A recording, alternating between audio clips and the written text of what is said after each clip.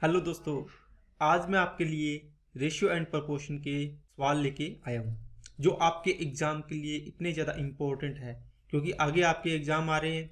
SSC GD का हो गया, बिहार एसएससी का हो गया या यूपी पुलिस का एग्ज़ाम हो गया।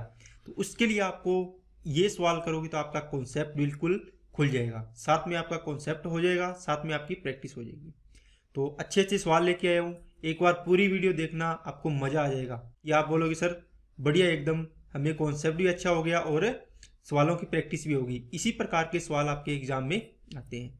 तो चलिए अपने ज़्यादा बात ना करते हुए अपने टॉपिक को स्टार्ट करते हैं और अपने क्वेश्चन को करते हैं। चलिए फर्स्ट क्वेश्चन पे चलते हैं। सूरज की धनराशि रवि की धनराशि की 4 गुनी है।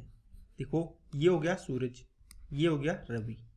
सूरज की धनराशि कोमा रवि की धनराशि की 4 गुनी है। तो आपको रवि की पता होनी चाहिए। किसकी धनराशि की? रवि की, जिसकी आपको तुलना करनी है, जिससे उसकी पहले मानते हैं। तो रवि की धनराशि मान लो 1 है, इसकी कितनी हो जाएगी? 1 का 4 गुना 4 होगी, तो इसका रेशो बन जाएगा। यहाँ पे 10 मानोगे तो यहाँ पे 40 हो जाएगी। यहाँ पे 5 मानोगे तो 5 का 4 गुना 20 हो जाएगी, है ना। तो आपको तो सिंपल से सिंपल वैल्यू लेनी है। तो 1 माना तो 4 हो गया। तो रवि की धनराशि आदित्य की धनराशि की 16 गुनी है। रवि की धनराशि, अब कोई आदित्य बंदा है तो ये कौन है? सूरज और रवि का अनुपात था। आप यहाँ पे क्या लिख लो? आदित्य। अब देखो ये तो पहली लाइन में इसका आ गया, यहाँ पर इसका कोई जिक्र नहीं था, इसको खाली छोड़ दो। अब दूसरी लाइन ले लो, क्या? आदित्य की धनराशि की 16 गुनी है, इसका मतलब आदित्य की 1 है तो इसकी कितनी हो जाएगी? 16, है ना। ये रवि की है, ये इनके अनुपात है आपस में। क्या है? इसकी 1 रुपया है तो इसके पास 4 रुपये है, लेकिन ये 1 रुपया इसका 16 गुना है। तो ये इस प्रकार है, तुलना अलग अलग बंदे से, लोग से की हुई है। अब आप एक ही रेशो बना लोगे तो आपका रेशो बन जाएगा। देखो जहां भी खाली जगह हो, या तो इसको n बना लो, उल्टा n से 4 से 16 से करोगे तो 64 आ जाएगा। नहीं तो जो खाली जगह है वहां भर दो। जैसे इसका पड़ोसी कौन आएगा? ये है इसका पड़ोसी, ये खाली जगह है तो यहाँ 16 लिख दो। यहाँ पे इसका पड़ोसी ये है तो यहाँ पे 1 आ जाएगा। 16 चौके 64, 16 एकम 16, और 1 का 1 से किया तो 1 आ गया। अब इनका अनुपात आगे देखो, आदित्य की 1 है तो इसकी 16 गुना होगी, और ये इसका 16 रुपये तो इसका 64 4 गुना हो गया। ये देखो यहाँ से ऑटोमेटिक बन जाएगा अनुपात आपका। आदित्य और सूरज की धनराशियों का अनुपात क्या है? बस देखो आदित्य कहाँ है? ये रहा 1। आदित्य और सूरज 1 हो गया, और इसका सूरज की कितनी है? 64, तो 1 अनुपात है 64 आ जाएगा। तो ये आ गया बी आंसर। चलिए दोस्तों नेक्स्ट क्वेश्चन पे चलते हैं। क्या बोलता है? 305 रुपये को इस प्रकार 3 भागों में विभाजित करें कि पहले का 3/7 भाग, दूसरे का 2/3 और तीसरे का 4/5 भाग बराबर हो। जैसे मान लो, मैंने मान लिया पहला भाग ए है, दूसरा भाग बी है, तीसरा भाग सी है।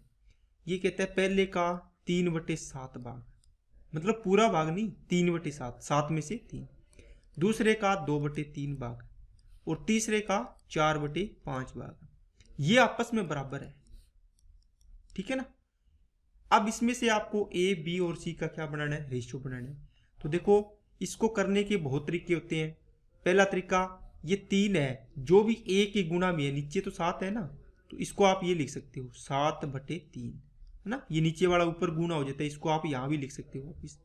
इसी प्रकार यहाँ लिख लो, ऊपर रख लो बी ओनली 1, इसके गुणा में 1 होना चाहिए सभी के गुणा में, है ना। तो यहाँ से क्या आ जाएगा? 3/2। इसी प्रकार ये क्या बचेगा? सी, और ये आ जाएगा 5/4। अब देखो ए की वैल्यू, बी की वैल्यू और सी की वैल्यू का अनुपात बन जाएगा क्या? 7/3, 3/2 और 5/4। यहाँ से इनका एलसीएम ले लो, या फिर इसकी वैल्यू निकालनी है ए की, तो इस नीचे वाले 3 को छोड़ दो, 4 और 2 का गुणा करो 8, 8 को इस 7 से गुणा कर दो। देखो यहाँ से इस प्रकार जाके यहाँ गुणा कर दो, तो कितना हो गया? 8 7 56। इसी प्रकार अगर इसकी वैल्यू निकालनी है बी की, तो इसके नीचे वाले को छोड़ दो, 3 और 4 का गुणा किया, 3 चौके 12, और इसका गुणा कर दो बी वाले के साथ, 12 3 36।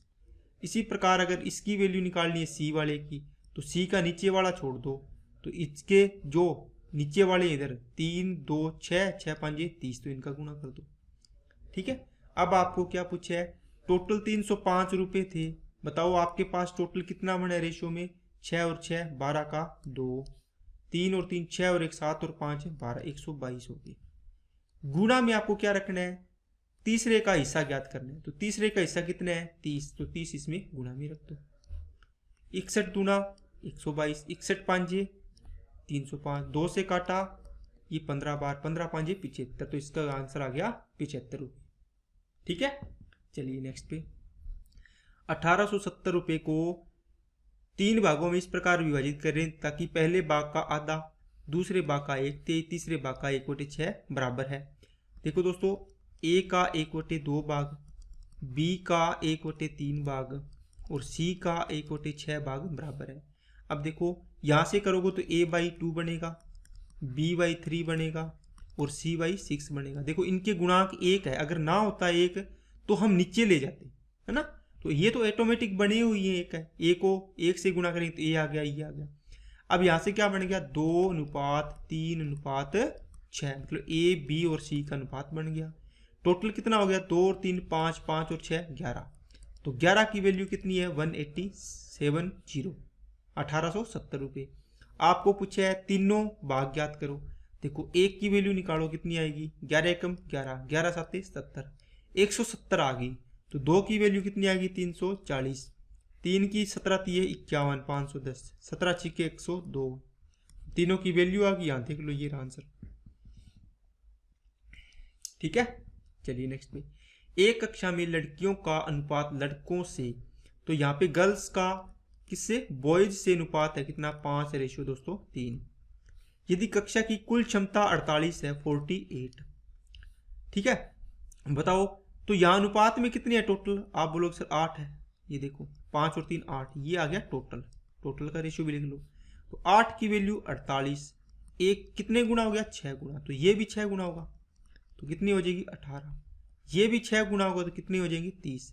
आपको क्या पूछा है 16.67% लड़कियां अनुपस्थित थी, तो स्कूल में उपस्थित लड़कियों की संख्या, तो अगर 16 पॉइंट, इसका मतलब इसकी फ्रैक्शन वैल्यू कितनी होती है 1/6, मतलब एक लड़की 6 में से एक लड़की नहीं आई तो आई कितनी होगी 5/6, 6 में से 5 लड़कियां आई होगी जितनी भी है।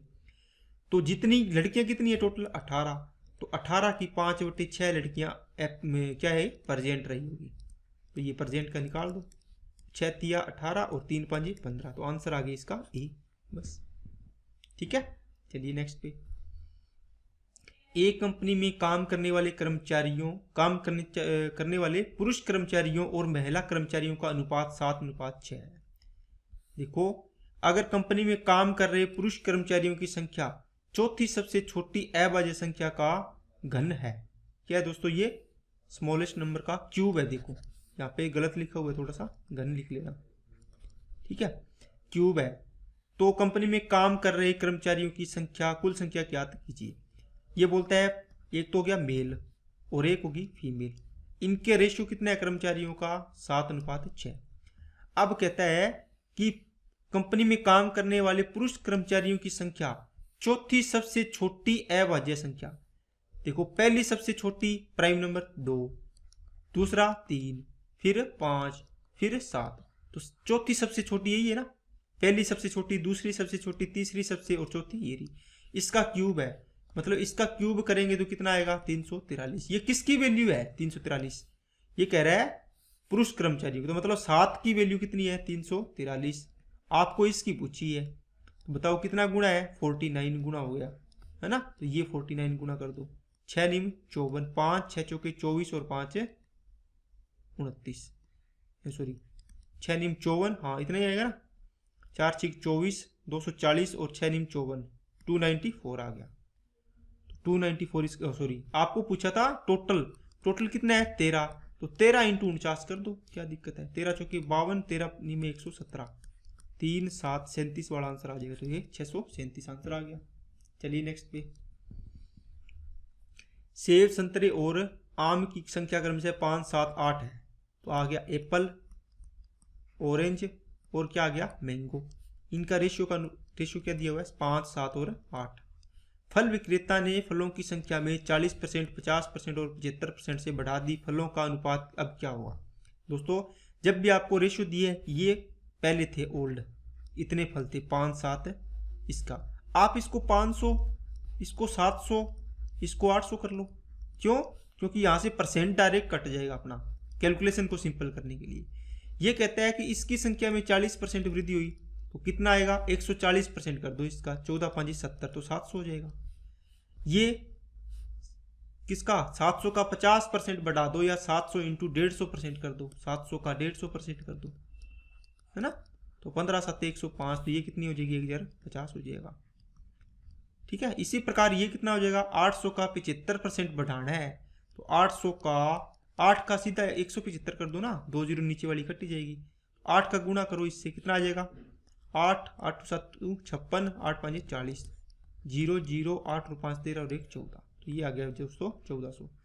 यहाँ से 0 0 और 0 कट गई, 5 से कट रहा है 14, 5 से कट रहा है कितना आएगा, 5 से 21 5 105, 5 से ये कटेगा तो कितना आएगा 35, 28 5 140, 7 दूनी 14, 7 तिया 21 और 7 चौका 28, ये रेशियो आ गया, 2 3 और 4, तो ये अनुपात आ गई। ठीक है, चलिए दोस्तों नेक्स्ट पे, मुकेश, योगेश और सुरेश के वेतन का अनुपात 3 4 5 है। उनके वेतन में 10%, 25% और 20% की वृद्धि हुई।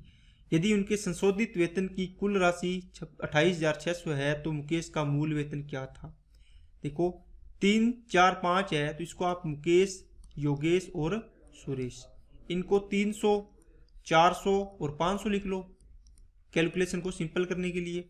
वेतन में 10% वृद्धि होगी तो 300 का 10% 30 बढ़ा दो, या 300 का 110% करेंगे तो कितना आ जाएगा 330। ये कितना आएगा, 25% बढ़ाना है, 125%, 25% कितना होगा, 25 चौके 100, तो ये 500 हो जाएगा। तो 500 का 20% कितना हो जाएगा, 100 हो जाएगा, तो ये 600 हो जाएगा।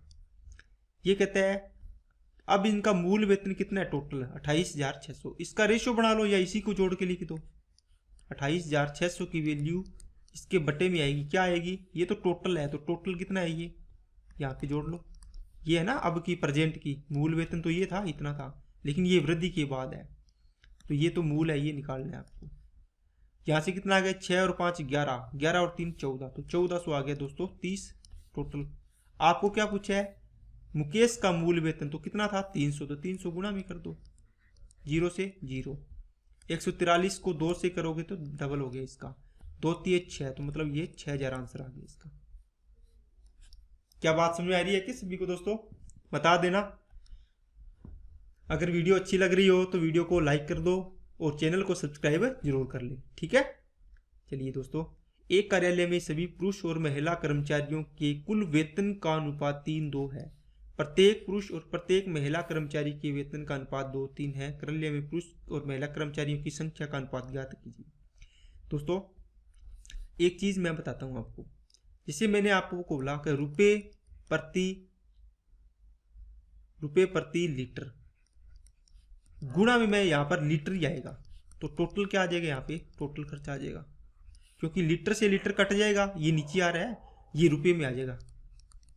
अगर मैं यहाँ लिखूं रुपए प्रति वस्तु, तो यहाँ पर गुणा में क्या आएगी, वस्तु, तो यहाँ पर क्या आ जाएगा, टोटल आ जाएगा, और ये रुपए में आ जाएगा। इसी प्रकार रुपए प्रति किलो लिखूंगा, गुणा में यहाँ पे किलो में आएगी कोई चीज, उसका टोटल आ जाएगा। यहाँ पे रुपए प्रति आपको लिखूं, मैं कुछ भी लिख देता हूँ, यहाँ पे लीटर लिख देता हूँ, या लीटर लिख दिया ना, वस्तु लिख दिया, किलो लिख दिया, कुछ भी लिखो आप। रुपए प्रति मेल इंटू में यहाँ मेल की संख्या आ जाएगी, है ना, एक आदमी को इतने रुपए मिलते हैं तो कितने आदमी है, उसका टोटल आ जाएगा यहाँ पे।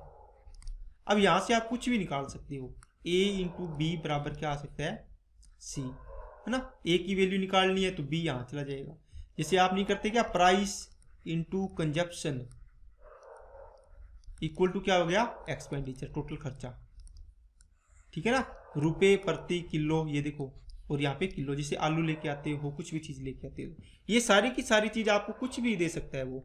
अब यहाँ पे देखो, इसने दे दिया कि टोटल वेतन दे दिया, कुल वेतन का अनुपात इतना। कुल वेतन कैसे बनेगा बताओ, आप बोलो सर, एक कर्मचारी को मान लो 20 रुपये या 200 रुपये एक कर्मचारी को मिल रहे हैं, प्रत्येक कर्मचारी, ये देखो नीचे क्या है, कर्मचारी, तो गुणा में क्या आएगा, कर्मचारी की संख्या। आपसे पूछे 10 कर्मचारी का टोटल खर्चा कितना हो जाएगा, आपको कितना रुपये देना पड़ेगा। आप बोलोगे सर इसको गुणा कर दें, कर्मचारी से कर्मचारी कट गया तो ये आ गया 2000 रुपये। यही चीज यहाँ पे दी हुई है। ठीक है, देखो प्रत्येक कर्मचारी को बोले या 200 रुपये प्रति कर्मचारी बोले, बात एक ही है। इसको लिखने का तरीका अलग है। प्रत्येक पुरुष और प्रत्येक महिला कर्मचारी का मतलब प्रत्येक का अनुपात दे दिया, क्या, मेल का और फीमेल का, कितना 2:3। और आपको यहाँ पे देखो ये प्रत्येक कर्मचारी का वो दे दिया, क्या, वेतन का अनुपात। यहाँ पे कर्मचारी की संख्या आएगी, नंबर ऑफ कर्मचारी, एम्प्लॉय। तो ये तो आपको दिया नहीं है, ए से बी मान लो। इनको गुणा करेंगे तो यहाँ पे 2A आएगा और यहाँ पे 3B आएगा। ये क्या आएगा, वेतन आएगा, टोटल कुल वेतन। लेकिन कुल वेतन का अनुपात देखो यहाँ पे तो बना आपका 2A/3B, ऐसे लिख सकते हो ना। ये तो आ गया M का और ये आ गया F का। इसको छोटा भी बताऊंगा मैं। तो इसका कितना दिया हुआ है, 3:2। यहाँ से इसको सोल्व करोगे तो A और B की रेशियो आएगा, देखो 3 × 9 और 4 2 2 4, तो 9:4। तो ये आंसर आ गया देखो। लेकिन अब आपको इसको क्या करना है दोस्तों, इसको शॉर्ट रूप में करना है। तो शॉर्ट रूप में आप कैसे कर सकते हो, मैं आपको ये बताऊंगा। जैसे आपके पास आ गया रुपये प्रति कर्मचारी, या यहाँ पे लिखोगे आप वेतन प्रति कर्मचारी, या एम्प्लॉय लिख दो, इनटू में क्या आ जाएगा, कर्मचारी, मतलब संख्या, कर्मचारियों की संख्या, बराबर क्या आ जाएगा, टोटल आ जाएगा। अगर आपको यहां से कर्मचारियों की संख्या का अनुपात निकालना है तो आपको किसका टोटल रुपए होंगे, जो भी वेतन होगा उसमें किसका डिवाइड करोगे, एक आदमी के वेतन का। ये देखो वेतन प्रति कर्मचारी, इनका निकालना है तो इसका निकालना है तो ये यहाँ चला जाएगा। ठीक है, अब आपको पूछा था कर्मचारियों की संख्या का अनुपात, कर्मचारियों की यहाँ पे लिख देता हूँ नंबर ऑफ एम्प्लॉय। आप क्या करोगे, यहाँ पे आएगा टोटल, टोटल का अनुपात कितना है, देखो देखो कुल वेतन का अनुपात 3 और 2 है, और वो कितना है 2 3। यहाँ पे क्या आ जाएगा दोस्तों, ये तो मेल का और ये फीमेल का। ये टोटल वेतन कितना है 3 मेल का, ये कितना है 2, और इनकी संख्या का अनुपात क्या है, वेतन प्रति कर्मचारी का, वो कितना है 2 इसका है और इसका 3 है। तो ये नीचे आना, ये देखो यहाँ पे नीचे चला जाएगा, इसलिए मैंने नीचे लिख दिया। अब इसका रेशो बना दो, 3 × 9 और 2 × 4, तो ये अनुपात आ गया। एक लाइन में इतना ही क्वेश्चन है ये।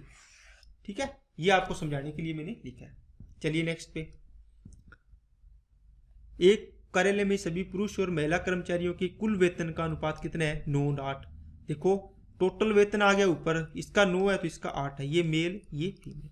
अब नीचे क्या आएगा, आप बोलोगे सर नीचे वो चीज आएगी जो दी हुई है, प्रत्येक कर्मचारी और प्रत्येक पुरुष और प्रत्येक महिला कर्मचारी का अनुपात 3:2 है, तो ये 3 आ गया, ये 2 आ गया।